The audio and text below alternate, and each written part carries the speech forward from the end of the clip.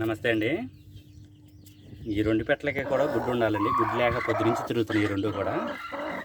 ఒక గుడ్డు తీసుకొచ్చి పెట్టిన తర్వాత ఇది పెట్టెట్టింది. ఇప్పుడు ఈ పెట్ట వచ్చింది పెట్టడానికి. ఈ మట్టికి గుడ్డు లేదే కానీ గుడ్డు పెట్టవండి. గుడ్డు పెట్టాలి ఖచ్చితంగా. వీటికి ఒక గుడ్డు అక్కడ ఉంచితే కనుక గుడ్డు పెడతాయి. ఆ గుడ్ల కోసం పొద్దు నుంచి మొత్తం అన్నీ పడేత ఎక్కడ పడితే అక్కడ తిరిగినాయి. ఇప్పుడు ఆ గుడ్డుని చూసి పెట్ట పెట్టింది కాబట్టి ఈ రెండు గుడ్లను చూసి ఇప్పుడు ఈ పెట్ట గుడ్డు పెడద్దండి. ఇలా